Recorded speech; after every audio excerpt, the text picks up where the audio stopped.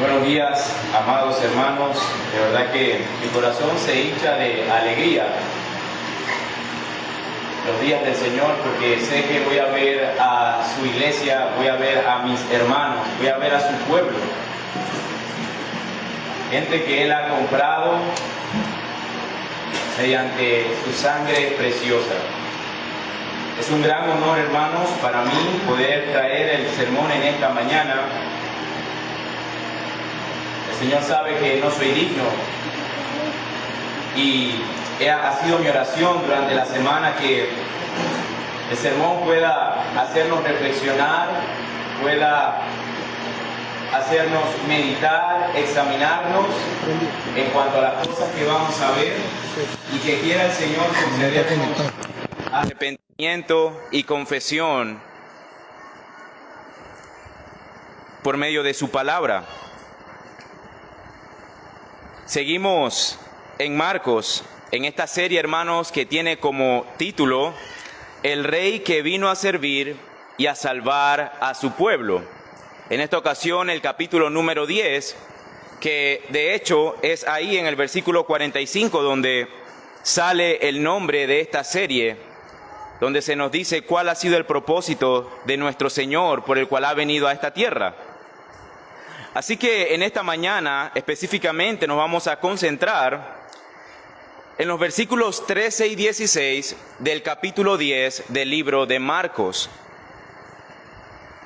Vamos a leer el texto. Dice la palabra del Señor: Y le presentaban niños para que los tocase, y los discípulos reprendían a los que los presentaban. Viéndolo Jesús, se indignó y les dijo: Dejad a los niños venir a mí, y no se lo impidáis, porque de los tales es el reino de Dios. De cierto os digo que el que no reciba el reino de Dios como un niño, no entrará en él. Y tomándolos en los brazos, poniendo las manos sobre ellos, les bendecía.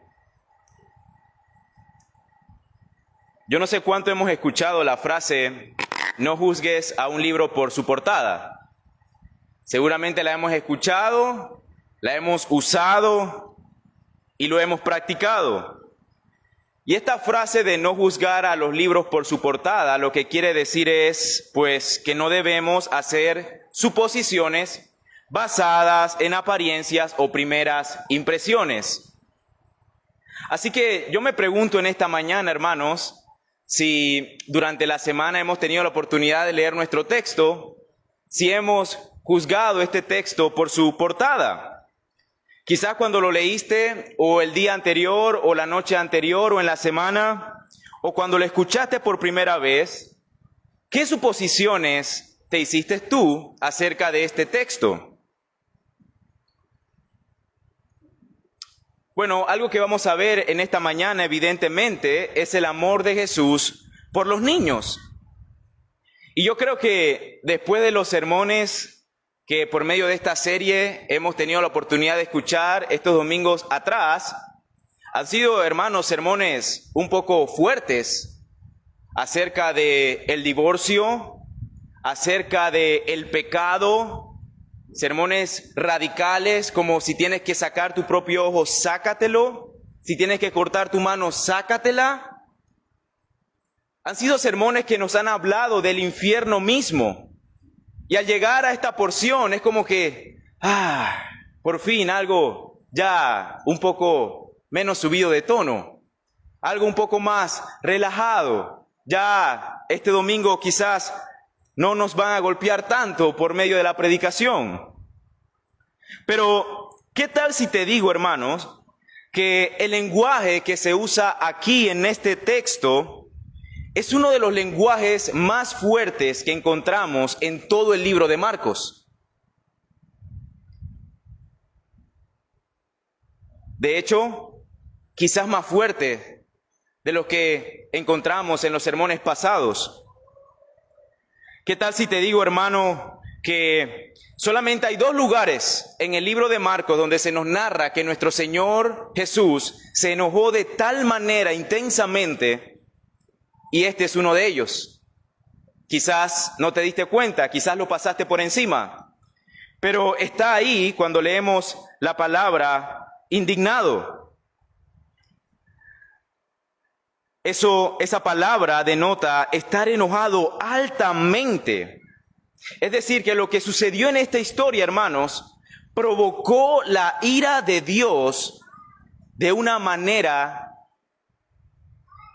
exaltada.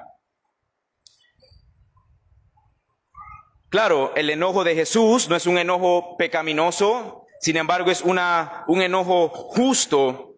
Pero lo que vamos a ver, hermanos, es el enojo de Dios mismo, el enojo de Cristo. ¿Y qué es lo que enoja tanto a nuestro Salvador? Muchos aún recordamos el sermón pasado acerca del matrimonio y el divorcio. Y quizás todavía retumba en nuestra mente el versículo que leímos en Malaquías, donde se nos narra que Dios aborrece el divorcio. Pero ¿qué tal si te digo, hermano, que en este texto hay algo más que Dios aborrece también, con gran ahínco?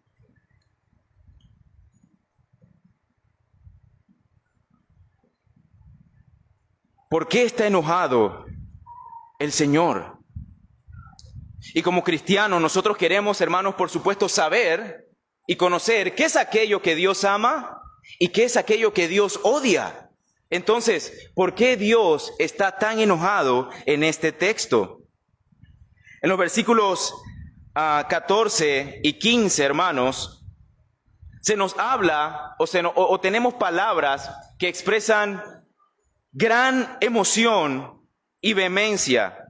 Ya vimos la del versículo 14 cuando leemos que Jesús se indignó. Pero el versículo 15 también es fascinante porque se nos dice que al menos que algo sea cierto en nosotros, entonces no entraremos en el reino de Dios. Y la palabra o ese no que tenemos aquí, hermanos, es la palabra de negación más fuerte que tiene el idioma griego. En otras palabras, lo que Jesús está diciendo es no, no y no. Al menos que ustedes tengan esto o lo reciban de esta manera, de ninguna manera es imposible que ustedes entren al reino de Dios.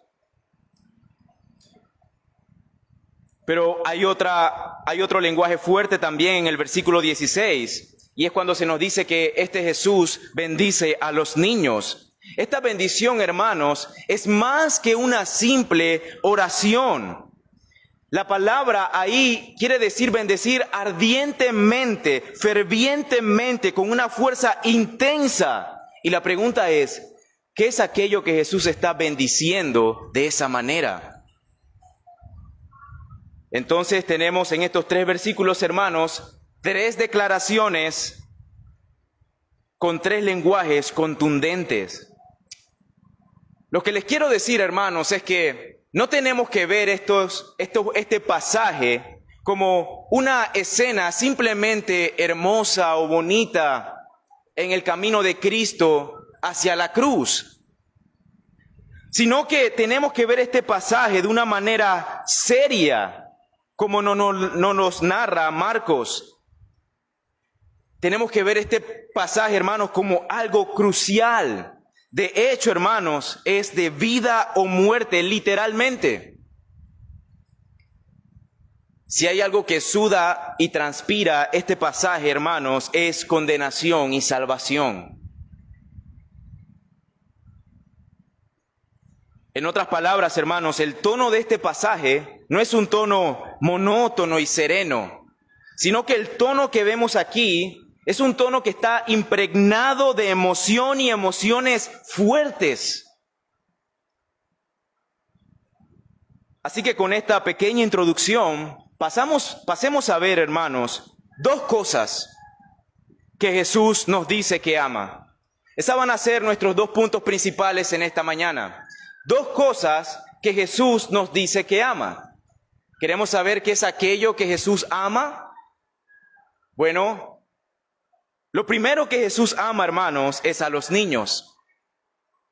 Y parece ser algo claro a primera vista en el texto.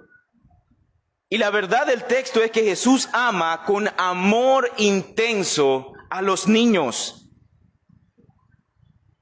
Nosotros hemos visto a lo largo de la carta de Marcos y en los sermones pasados cómo este amor de Jesús por los niños va trayendo destellos.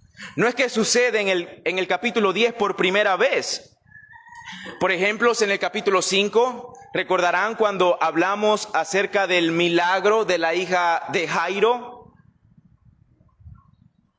Jesús se detiene de su camino y va hacia allá y sana a esta niñita, la resucita.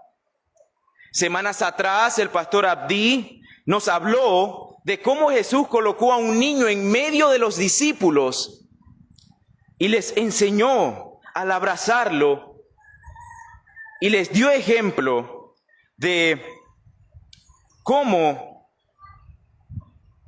deben de ser el tipo de personas que ellos deben de coger y abrazar. Eso lo tenemos en el capítulo 9, versículo 36.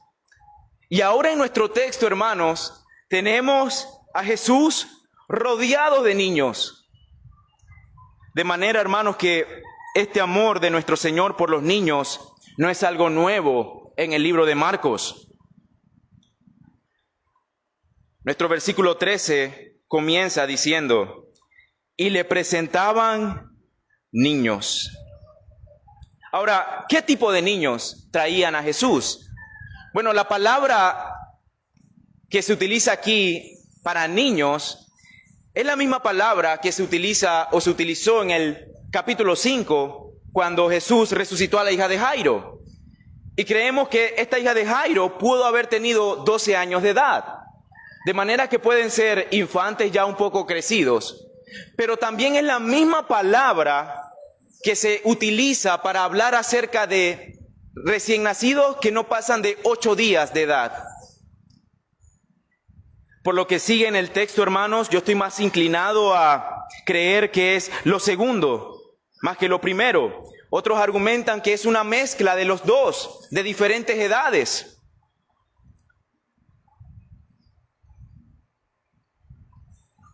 Así que lo más probable, hermanos, es que estos niños que traían a Jesús eran niños pequeños.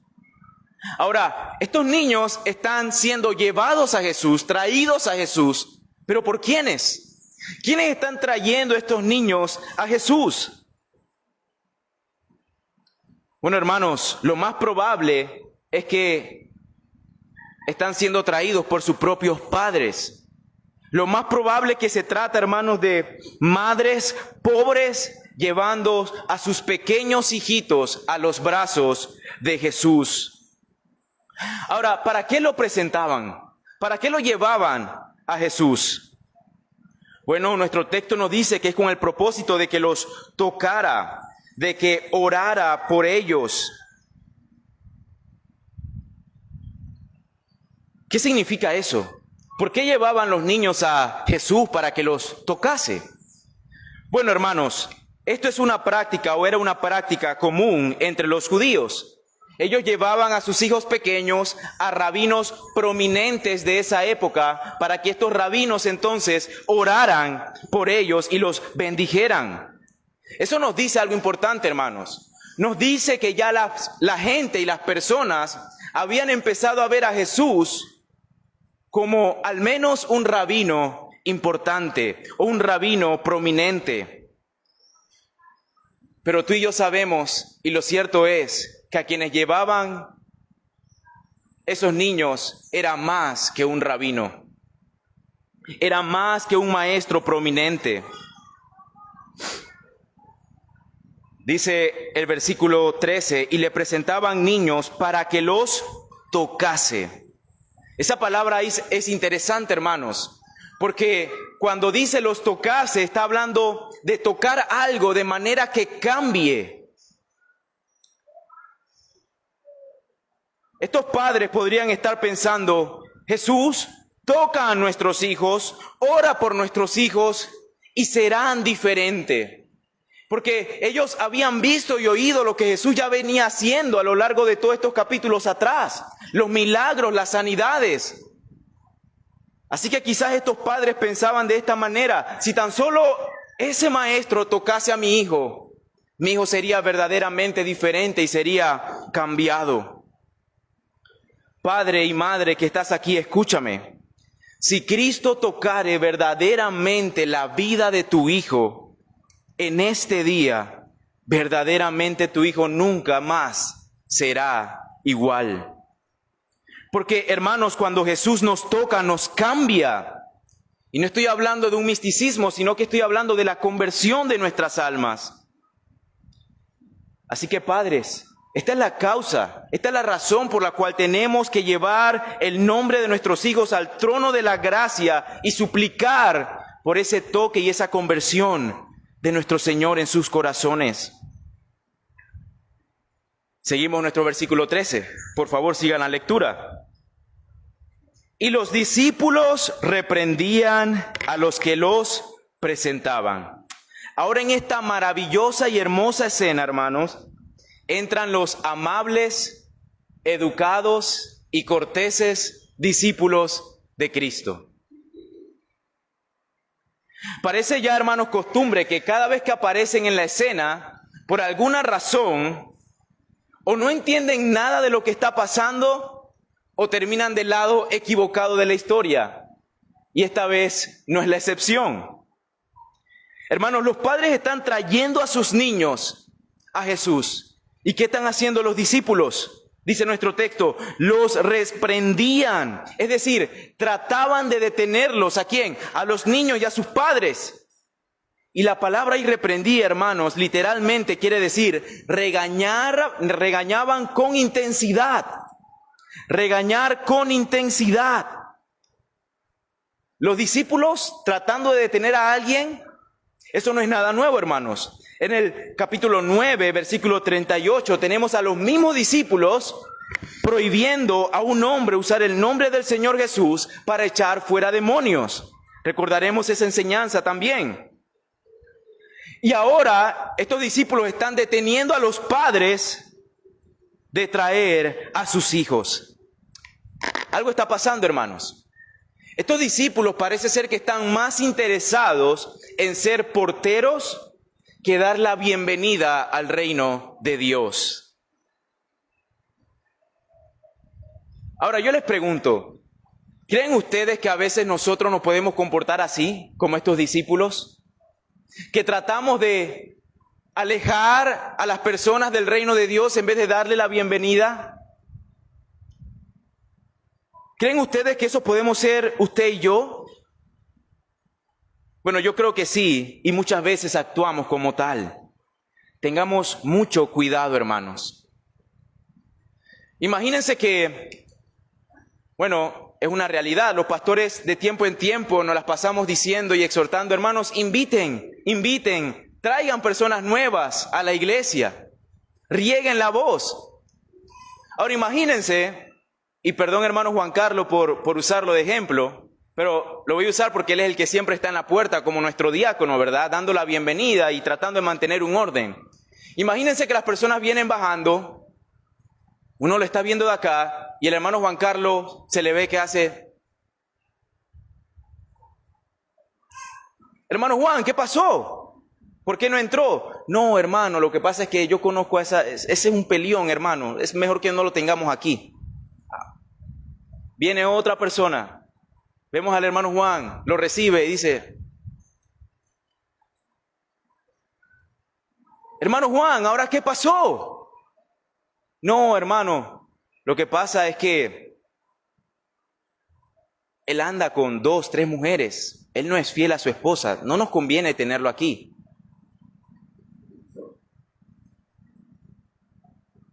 ¿Qué estaría pasando?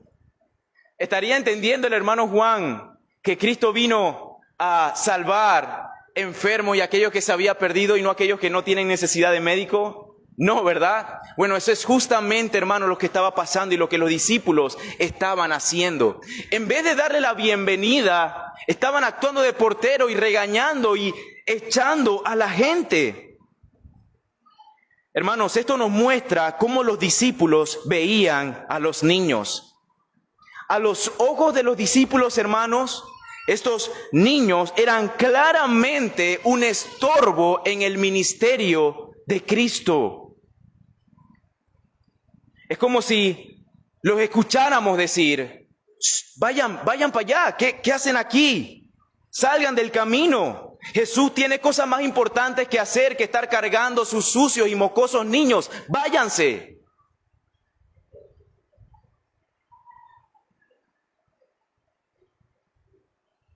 Si me permiten suponer un poco, ¿verdad? Pero yo creo que conociendo a Pedro, hermanos, y lo que hemos aprendido de él en los capítulos anteriores, yo no creo que Pedro haya dicho: no, discúlpenos, por favor, danos un permiso, por favor. Porque la palabra, hermanos, sugiere que regañaban con intensidad. Ahora, eso nos tiene que hacer preguntarnos: ¿cómo eran vistos los niños en la antigüedad? Hermanos, en la época de Jesús, los niños eran vistos como un inconveniente. Qué curioso, porque hoy también. Muchos de los niños, hermanos, en el tiempo de Jesús, ¿ustedes saben lo que les pasaba? Eran simplemente tirados a la pila de basura. Los tiraban a la basura, hermanos, como tirar cualquier cosa. ¿Y qué pasaba con estos niños con el tiempo? Bueno, con el tiempo estos niños obviamente morirían al estar expuestos a un ambiente contaminado, morirían de frío, de calor. Y los transeúntes, lo que pasaban, muchas veces los recogían. ¿Pero para qué los recogían? Los recogían para convertirlos en prostitutas, gladiadores o esclavos. Así eran vistos los niños, hermanos, en el tiempo de Jesús. En una carta que se encontró en Egipto, con fecha del 17 de junio, en el año 1 antes de Cristo, de un joven esposo soldado romano llamado Hilarión, que escribía a su esposa Alias sobre qué hacer con su hijo cuando naciera, él escribió a su esposa lo siguiente: si das a luz antes que yo regrese, si es un niño, guárdalo; si es una niña, tírala. El filósofo también contemporáneo de estos tiempos, Séneca, escribió lo siguiente: matamos a los perros rabiosos y también ahogamos a los niños deformes. Hermanos, tristemente esta práctica fue legal en el Imperio Romano hasta el año 375 después de Cristo. Hermanos, ese era el valor que la cultura de ese tiempo les daba a los niños pequeñitos. Quizás tú te estás preguntando: ¿y pastor, y los cristianos dónde estaban? Bueno, hermanos, esa es una excelente pregunta. Muchos de los cristianos de ese tiempo recorrían las pilas de basura y sacaban a estos niños, porque los cristianos sabían y conocían cuál era el valor que Dios le daba a estos bebés. Y muchos de ellos los criaban como sus propios hijos, lo hacían parte de la iglesia. De hecho, hermanos, así con el tiempo, esta práctica se institucionalizó y llegaron a aparecer los primeros orfanatos. Ahora, si ellos de ese tiempo pudieran ver cómo los niños y los bebés están siendo tratados hoy con todo este movimiento mundial masivo de aborto y demás, ¿no crees tú que ellos harían la misma pregunta? ¿Y los cristianos dónde están? ¿Y tú, hermano, qué estás haciendo? ¿Dónde estás? Oh, hermanos, muchas veces lo único que sentimos por estos actos horribles y horrendos es simpatía. Y nos decimos: qué triste. Y como que bajamos nuestro rostro y fruncimos nuestro ceño. Pero aparte de esa simpatía, no hay acción. La iglesia está dormida, hermanos. Tenemos que despertar. Porque el no hacer nada, hermanos, ante esta situación mundial es peor contra aquellos que lo hacen. Porque ellos no saben, no conocen el valor que Dios le da, pero nosotros sí.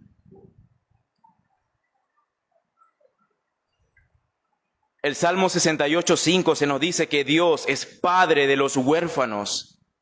Hermanos, los huérfanos tienen un lugar especial en el corazón de Dios, al igual que las viudas y los pobres.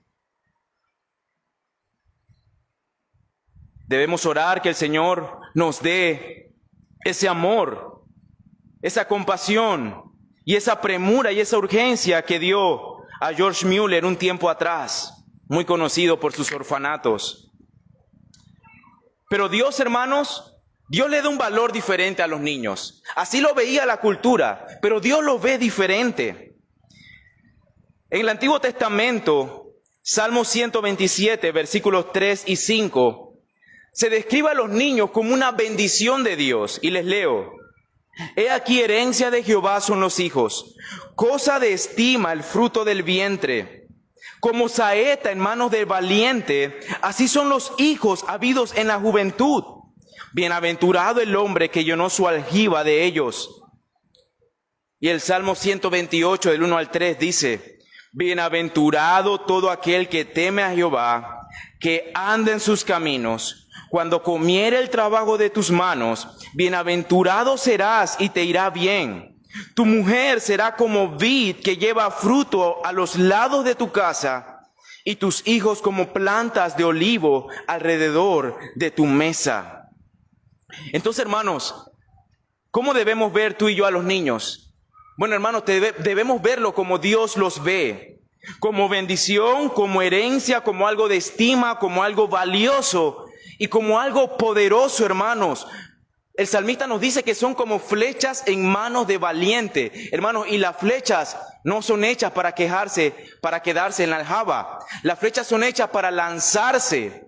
Decía un comentarista acerca de este salmo que cuando criamos e instruimos a nuestros hijos en el Señor, son esas flechas, hermanos, que una vez cumplen su mayoría de edad y salen de nuestras casas, son esas flechas que como cristianos lanzamos al mundo con tal de hacer daño al reino de las tinieblas y para que sean sal y luz a donde ellos vayan.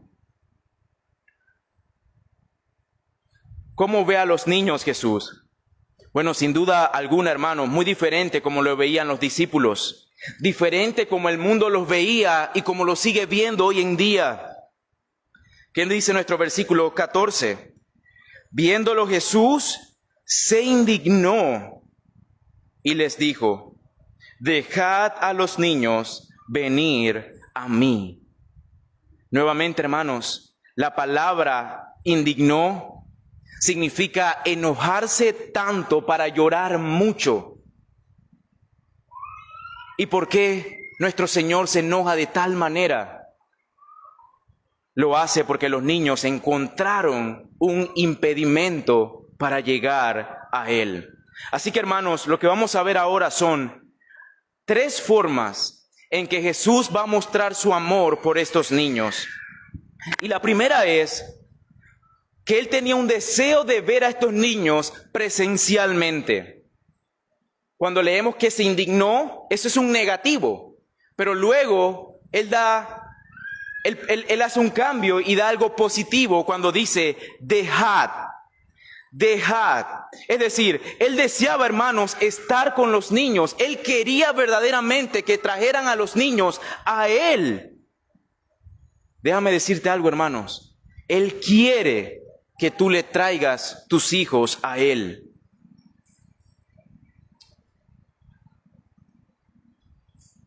Es como que Jesús le estuviera diciendo a sus discípulos: una de sus tareas principales es traerme a los niños. Esa es una de sus tareas.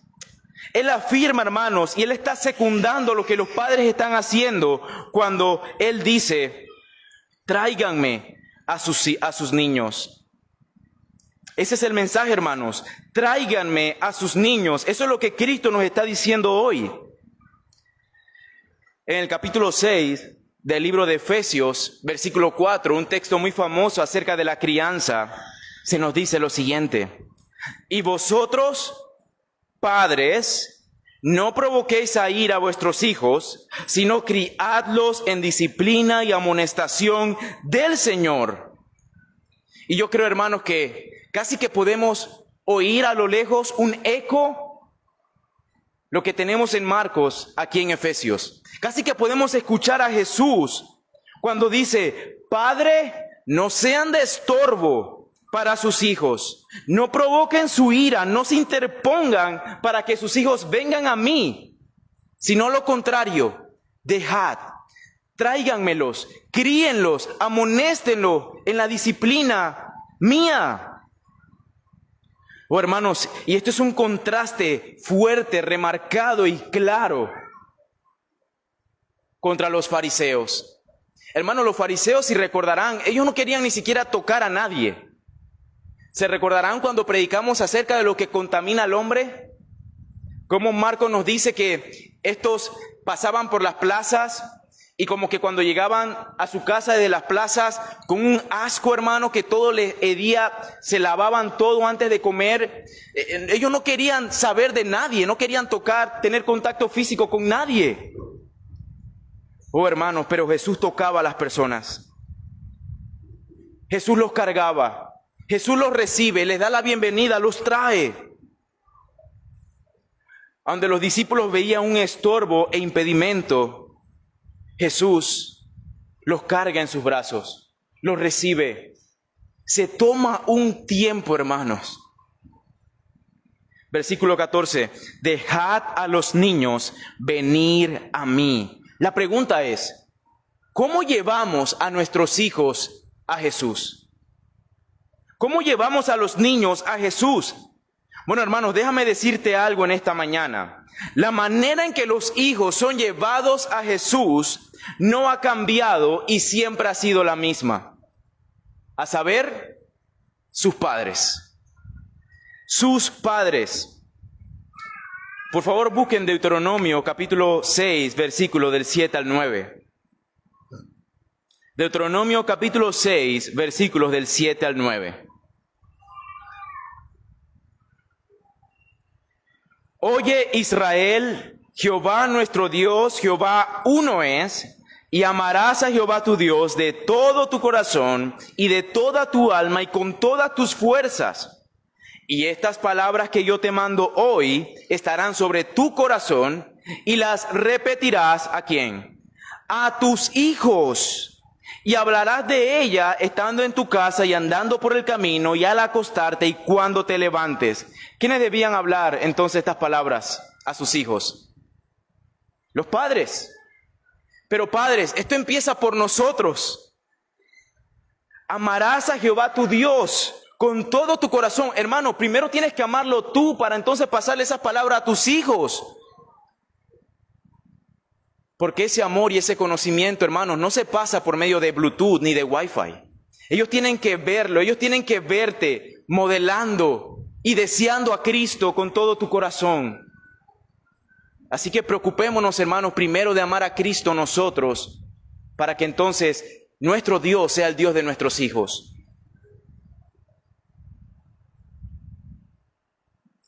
En Marcos capítulo 10, ¿quiénes llevaban a sus hijos a Jesús?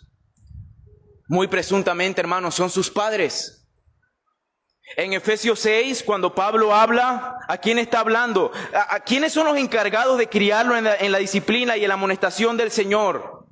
Leemos, y vosotros, padres. Hermanos, la manera de llevar a nuestros hijos no ha cambiado. Son los padres que tenemos que traerlos y llevarlos a Él. Cuando llevamos a nuestros hijos a su palabra y lo exponemos a su palabra, estamos llevando a nuestros hijos a Jesús. Eso es cierto. Pregúntate, hermano, ¿estás siendo tú mismo un impedimento para que tu propio hijo llegue a Jesús?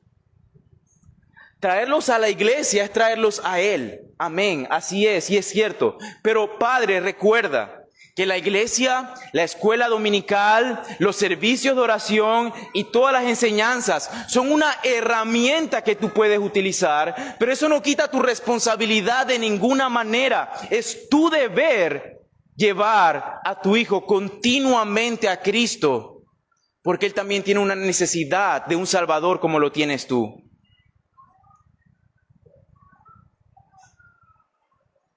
Yo quiero, hermanos, que recordemos como padres cristianos en esta mañana que nuestra prioridad como padres es llevar a nuestros hijos a Cristo.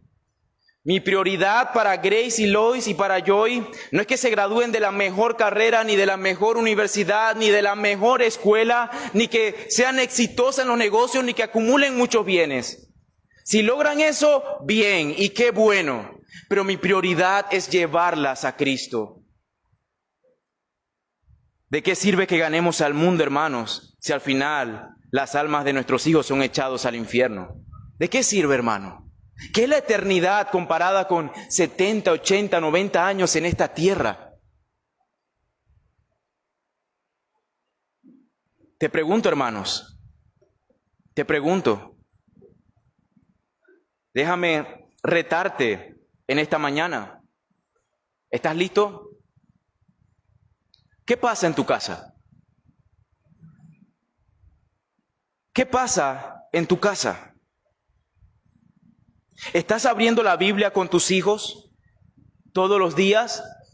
¿O están tus hijos encontrando un impedimento para ir a Cristo todos los días? No, estoy muy cansado, yo no tengo tiempo, mañana es otro día, mañana veremos. Déjame decirte, hermanos, que está siendo un estorbo para tus hijos. Y leímos también anteriormente y se nos enseñó qué grave error es ser también tropiezo para uno de los pequeños del Señor. Nuestros hijos pueden ser unos pequeños en Cristo, no solamente por su edad, sino porque verdaderamente pueden tener la fe salvadora, hermanos. Y está siendo un estorbo. Déjame decirte cómo más puede ser un estorbo para tus hijos. Cuando no los disciplinas y no los amonestas, y estás siguiendo la filosofía famosa que se ha infiltrado en la iglesia de crianza respetuosa, estás siendo, hermano, un grave impedimento para tus hijos y un gran estorbo. Efesios 6:4. Hermanos, es triste cómo en los últimos años han salido muchos escándalos sexuales de niños, abusos de niños, hermanos. No estoy hablando de la Iglesia Católica. Aún en la propia Convención Bautista del Sur, hace algunos años, salieron a la luz alrededor de 600 escándalos de abusos sexuales contra niños en el contexto de la iglesia local. Lastimosamente, hermanos, muchas de esas iglesias se hicieron de la vista gorda y el mundo tuvo que publicar estos resultados para vergüenza de esas iglesias. Hermano, esto es horrible y abominable ante los ojos de Dios. No solamente porque pasó, hermanos, es horrible porque se supone que aquellos que deben de llevar estos niños a Cristo son aquellos que suponen un gran estorbo, impedimento y cometen estos tipos de actos horribles contra estos infantes. ¿Qué obstáculo, hermanos, tan horrible encuentran estos niños al ser abusados por aquellos mismos que deberían de llevarlo a los pies de Cristo? Así que la primera manera en que Cristo muestra su amor es que Él quiere verlos presencialmente. Pero la segunda manera en que Cristo muestra ese amor es por el tiempo que le dedica a estos niños. Hermano, no pierdas de vista dónde estamos. No pierdas de vista dónde estamos en este momento de la carta de Marcos. Cristo va en camino ¿hacia dónde? Hacia su casa. No, hermanos, Cristo va en camino hacia la cruz. En Lucas se nos dice en el capítulo 9 que ya Jesús había puesto su rostro para ir a Jerusalén. ¿Qué iba a pasar en Jerusalén, hermanos? Nuestro Señor iba a enfrentar su pasión, su muerte y su resurrección. Hermanos, Él va en camino hacia la cruz. Piensa esto, hermano. La mente de Cristo está puesta en aquella obra que Él ya había planificado desde antes de la fundación del mundo. Su mente, su concentración, sus deseos, sus emociones están concentrados en aquel evento que iba a cambiar la historia de la humanidad para siempre. Él estaba concentrado, hermanos, porque ahí era donde él iba a comprar a precio de sangre a su novia, la iglesia. Él iba a dar honor a su nombre, varón de dolores. Él estaba a punto, hermanos, de experimentar los escarnios de la cruz por amor de su pueblo.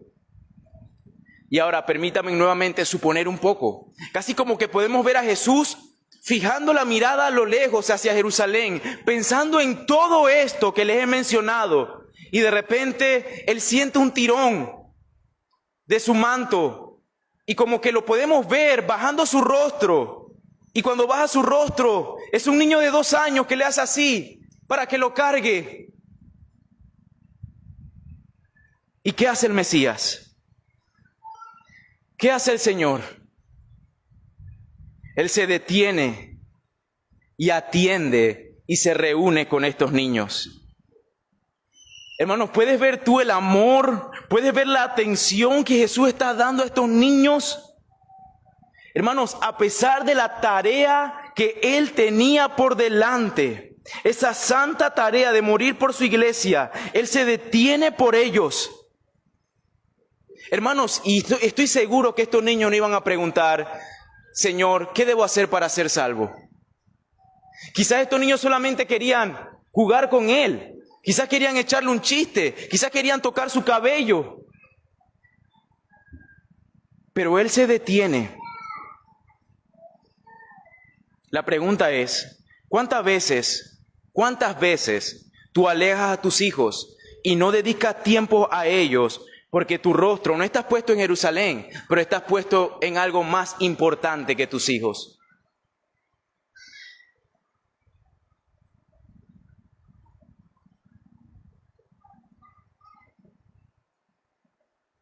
No, lo que pasa es que hoy tuve un día difícil.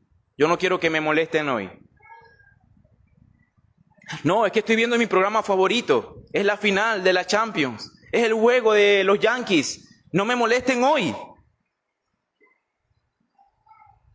No, lo que pasa es que estoy preocupado por algo. Por favor, necesito que me dejen solo.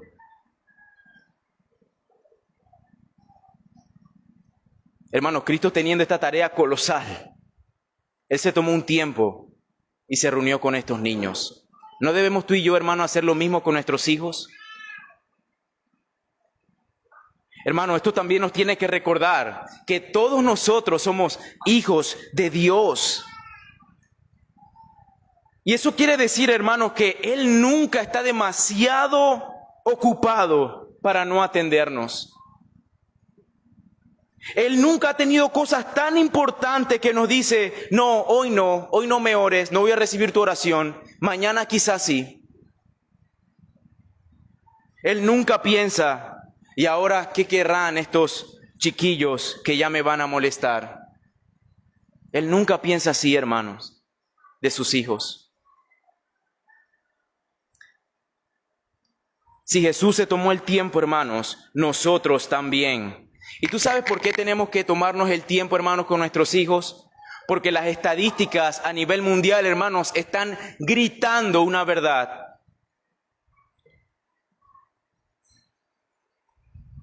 Las estadísticas culturales están gritando una verdad en cuanto a nuestros hijos y la fe de ellos. La encuesta Gallup de Estados Unidos acerca de la fe en los niños cuando son pequeños dice lo siguiente: 19 de cada persona que se hicieron cristianos lo hicieron antes de los 25 años. A los 25 años, 1 de cada 10,000 se convierte en creyente. A los 35 años, 1 de cada 50,000 se convierte en creyente. A los 45 años, solamente 1 de cada 200,000 se convierte en creyente. A los 55 años, 1 de cada 300,000 se convierte en creyente. A los 75 años, solamente 1 de cada 700,000 se convierte en creyente. Yo creo que puedes ver la relación, ¿verdad? Mientras más jóvenes, hermanos, parece ser que hay más posibilidad de que lleguen a los pies de Cristo. Hermano, eso nos tiene que decir que los primeros años de nuestros hijos en la iglesia y en nuestra casa son años vitales. Porque una vez se casan, llegan a la mayoría de edad y se van, entonces los pocos valores cristianos que quizás tú inculcaste en ellos van a dar un fruto en sus vidas o no. Hermanos, son vitales. Vitales, hermanos. Hermanos, a la luz de esta verdad, deberíamos desear y querer pasar ahora todo el tiempo del mundo con nuestros hijos, enseñándoles la palabra del Señor, instruyéndolos.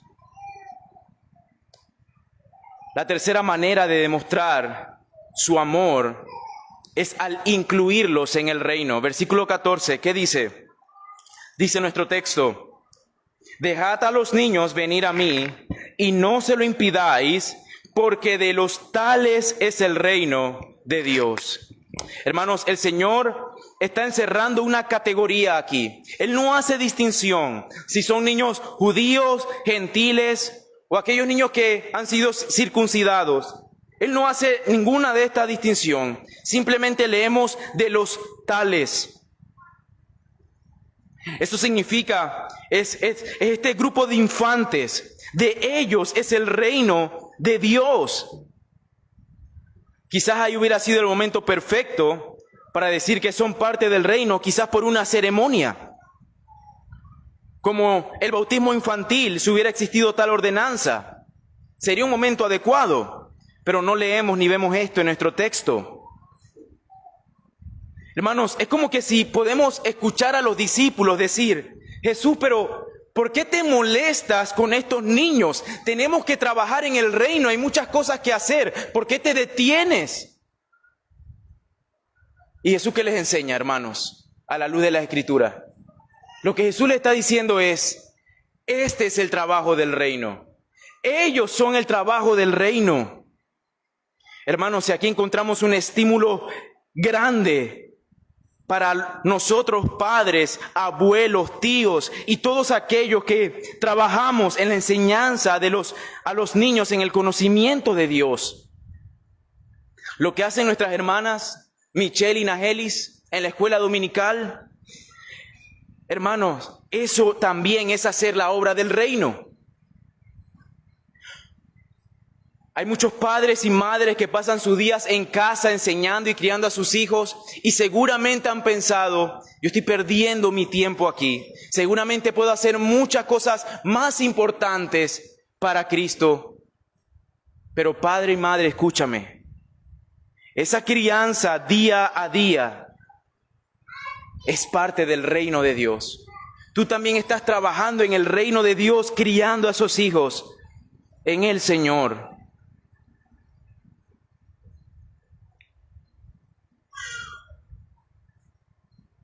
Oh, hermano, esos son años importantes y vitales. ¿Cómo tú te sentirías, hermano, si los pastores te llaman y te dicen: hermano o hermana, queremos que nos apoyes con una enseñanza. Queremos que te prepares bien. Van a ser varias enseñanzas, 2 o 3 clases. Este es el tema. Por favor, prepárate bien. Si tienes cualquier pregunta, adelante. Investiga bien. Tú como que casi te pones nervioso y te alegras y estás pensando ya qué decir y cómo hablar y qué investigar, qué leer. Y de repente en la conversación te decimos: sí, es para los niños de la escuela dominical. ¿Qué pasaría contigo, hermanos? ¿Será que tus emociones como que bajan un poco? ¿Será que la seriedad como que baja un poco? ¿Será que el nerviosismo ya no es tanto? Porque ahora se trata de niños, ya no se trata de adultos. Cuidado. Los niños y los trabajos que se hacen con ellos, hermanos, no son de menor importancia. ¿Y tú sabes por qué no son de menor importancia? Porque ellos también son parte del reino de Dios. Eso me habló y me enseñó mucho a mí también, que enseño y predico, hermanos. Cuando tú enseñas o predicas, la pregunta es: ¿tienes en cuenta a los niños también? ¿Estás enseñando y predicando de una manera clara, simple y sencilla que aún los niños puedan entenderte? Recuerda que son parte del reino también. Oh, hermanos, no menospreciemos la fe que pueden tener nuestros hijos. Tampoco menospreciemos las preguntas teológicas que a veces nos hacen, que de hecho quizás son las más difíciles de responder muchas veces. Papá, ¿y dónde está Dios? Papá, ¿y cómo es Dios? Yo creo que nos sorprenderíamos, hermanos, al saber que nosotros mismos, nuestra propia fe puede ser avivada y nuestra esperanza también recordada en medio de esas conversaciones hermosas y dulces con nuestros pequeños. Miren lo que decía Charles Spurgeon, hermanos, acerca de la fe en los niños en su iglesia. Él decía que muchas veces él se había encontrado en su iglesia con una fe más real y sincera en niños convertidos en su congregación que en adultos convertidos de su congregación. Hermano, muchas veces la fe de los niños puede ser más sincera, más pura y mayor que la de un adulto. Porque su mente, hermano, no ha sido tan contaminada por este mundo como la de nosotros sí.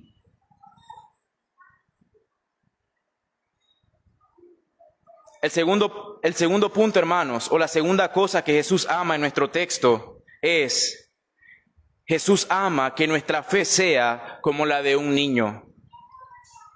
Versículo 15 dice, de cierto os digo que el que no reciba el reino de Dios como un niño, no entrará en él. Hermanos, Jesús está aprovechando el momento para enseñar una gran verdad que tú y yo tenemos que recordar esta mañana. Jesús está diciendo, lo que ustedes ven como un estorbo, lo que ustedes ven como no importante, esos niños, bueno, ustedes tienen que ser así al recibir el reino de Dios. Hermanos, el reino de Dios se recibe como un niño. ¿Qué significa eso? Bueno, eso nos hace preguntarnos, ¿cómo es un niño? ¿Cómo es un infante? Yo creo que podemos responder a esa pregunta con otra pregunta. ¿Cómo reciben o cómo entran los bebés al reino de los cielos?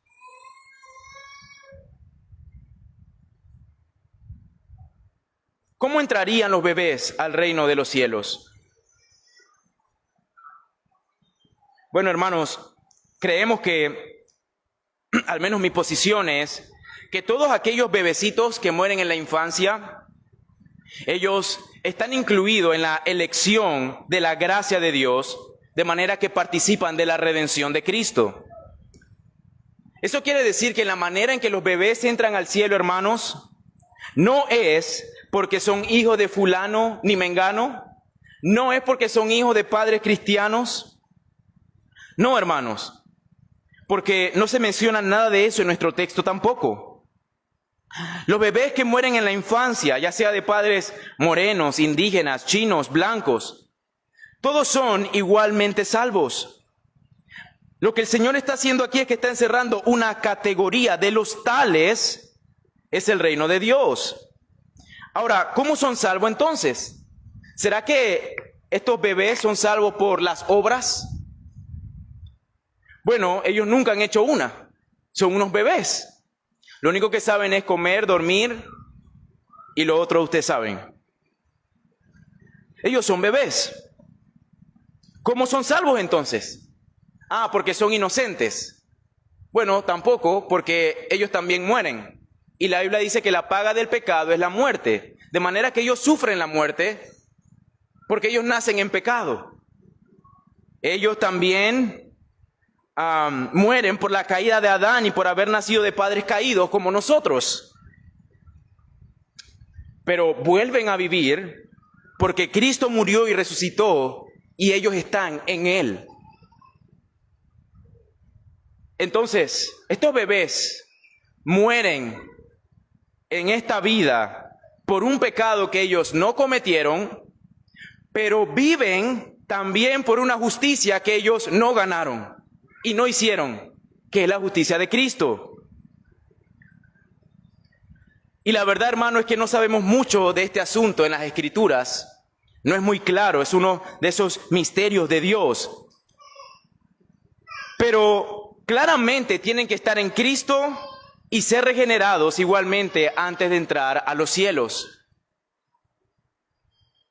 O sea que podemos estar seguros, hermanos, que Ellos como bebés no entran al cielo por su intelecto, son bebés. No entran al cielo por su voluntad, por sus méritos o por sus obras. ¿Por qué? Porque son bebés. Sino que entran entonces por una gracia inmerecida. Y esa gracia no tiene en cuenta nada de lo que ellos han hecho o sentido. Ahora, hermanos, déjame decirte en esta mañana que esa es la misma manera por la cual tú y yo debemos entrar al reino de los cielos. Simplemente es por una gracia inmerecida. Por ningún mérito, por ninguna obra tuya, no es por tu voluntad ni por tu intelecto. Es simplemente una gracia inmerecida, por una justicia que tú no lograste, que tú no hiciste.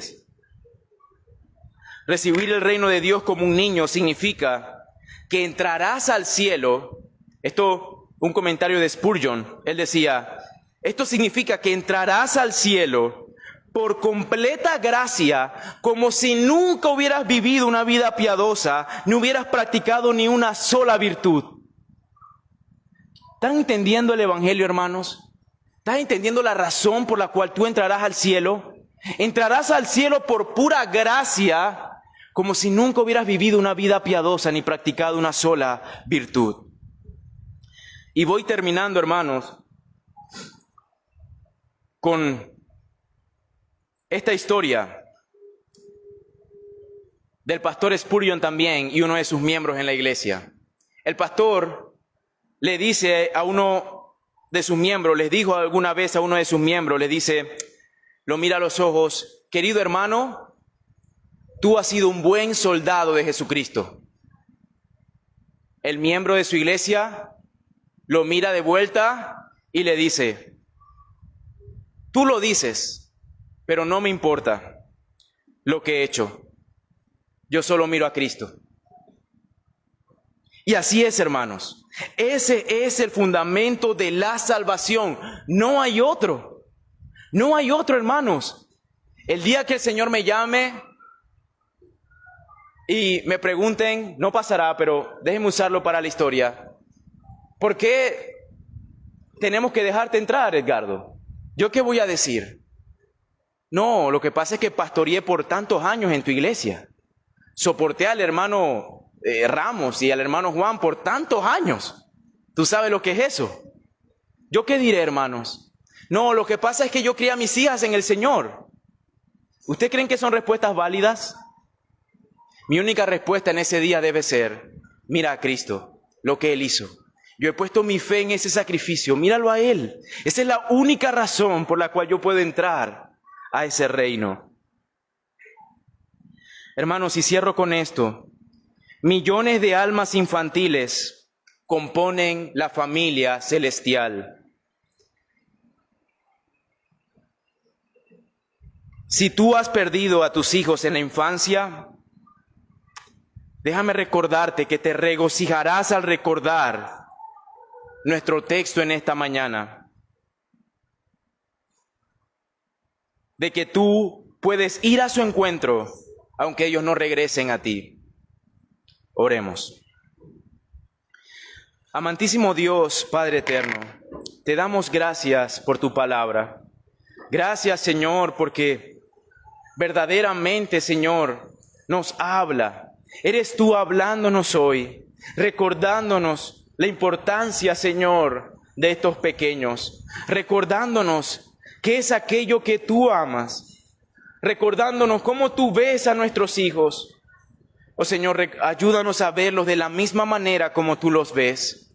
Ayúdanos, Señor, también a tener una fe como la de ellos, una fe humilde, sencilla, Señor, con completa confianza en ti y nada más, no en nuestras obras, no en nuestra moral, no en nuestro mérito, ni en lo que hayamos hecho, únicamente en la obra redentora de Cristo que logró en la cruz. Permite, Señor, que esta iglesia sea una iglesia que ame a los niños, que no seamos un estorbo y un impedimento para ellos en esta vida, y que podamos como iglesia y como padres y todos juntos traer estos hijos, estos niños constantemente a ti, Señor, para que tú puedas bendecirlos de tal manera que su vida cambie, Señor, que puedan nacer de nuevo para tu gloria y honra, que sean esas flechas que como familia y como iglesia lanzamos hacia la sociedad corrompida, de manera que ellos puedan hacer brillar tu luz y tu evangelio y ondear la bandera en lo alto de Cristo nuestro Señor. Ayúdanos en esta hora, en el nombre de Jesús oramos y por tu amor. Amén y amén.